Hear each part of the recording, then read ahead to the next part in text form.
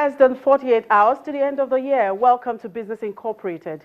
I'm Chimezie Obi Iwago. Coming up, the strongest El Nino weather cycle on record likely to increase the threat of hunger and disease for millions of people in 2016. As the year wraps up, we will be looking at the highs and lows of the African economy in 2015. Plus, tourism at one of Indonesia's most famous volcanoes slowed down after weeks of active volcanic activity. Aid agencies have warned that the strongest El Nino weather cycle on record is likely to increase the threat of hunger and disease for millions of people in 2016. The weather phenomenon is set to increase droughts in some areas while increasing flooding in others. Some of the worst impacts are likely in Africa, with food shortages expected to peak in February. Regions including the Caribbean, Central and South America will also be hit in the next 6 months. This periodic weather event, which tends to drive up global temperatures and disturb weather patterns, has helped push 2015 into the record books as the world's warmest year.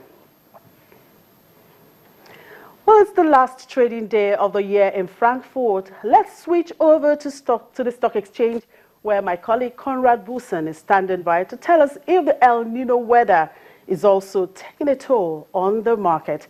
Good afternoon, Conrad. Thank you for your time.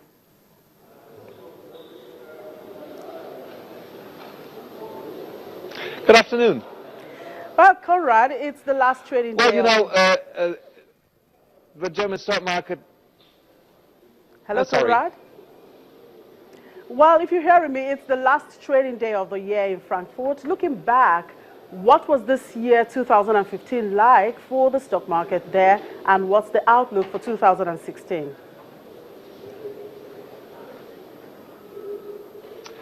Well, it was a very, very bumpy ride for the German stock market. At first, the German stock index DAX continuously climbed during several months until the 10th of April. It climbed 26% to an all-time high of 12,390 points. But then investors became wary. More and more people started to ask whether China would really be able to meet its growth targets. And this caused the stock market here to slump until, more or less, November. And only towards the end, during the last weeks of trading this year, a bit of optimism returned. And even the fact that in the United States interest rates started to rise again was seen as a positive sign for the economy, so that now if the DAX, the German index here, manages to end trading in about an hour or so at the level that it's currently on, it will end the year with a yearly gain of 9% roundabout. The outlook, I have to say, is not bad at all. We have several factors in favor of German stocks: cheap oil, a favorable euro-dollar exchange rate, low interest rates here in the Eurozone, and the outlook on continuously low, very generous money supply by the European Central Bank. All these are factors speaking in favor of stocks here. I have to add, of course, that there are also risks in the future, namely the relatively fragile situation, political and economic, here in the European Union. And of course, I don't have to remind you of all the geopolitical risks the world is facing, namely in the Middle East. Right. The oil price is a major concern for oil exporting countries like Nigeria. What's the current level, and what are the short-term and long-term perspectives?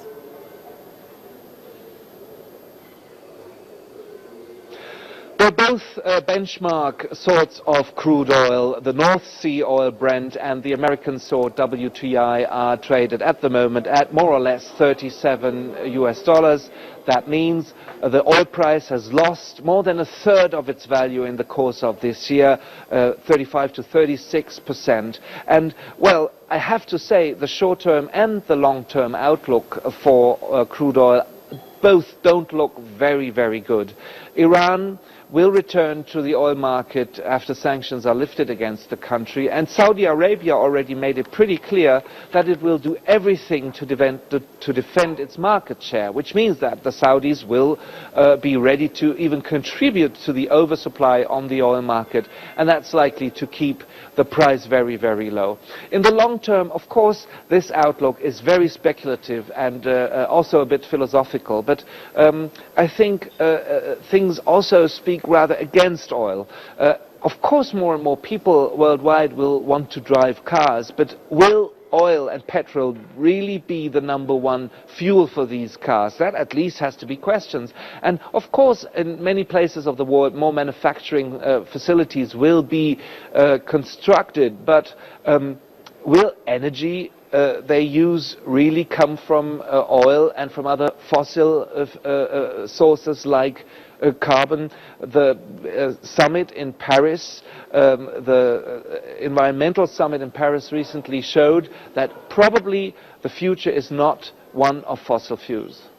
Right, now talking about 2015, Conrad, who are the gainers and the losers of the global oil market turmoil?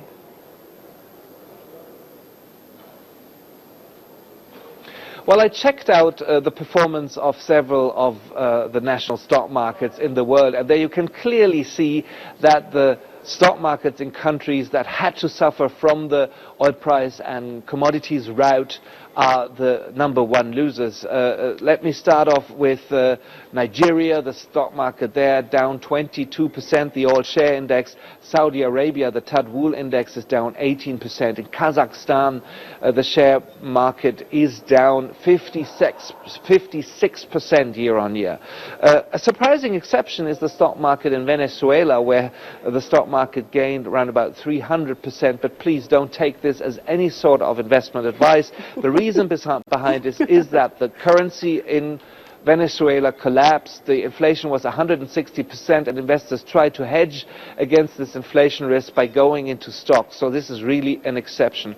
On the gainers side, in terms of stock prices, are the markets of countries that really could benefit from cheap oil. I mentioned Germany already. The market here is about to end trading 9% higher. Japan ended trading 9% higher. Share prices in Denmark, Malta, Slovakia up even 20%.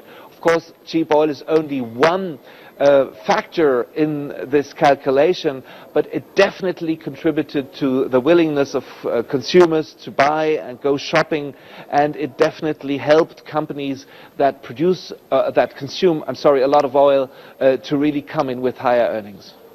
Right, thank you so much, Conrad. See you in the new year. And by the way, Happy New Year in advance. Happy New Year to you. See you next year. Sure. Well, after the break, we will look at the highs and lows of the African economy in the first half of 2015. Do stay with us.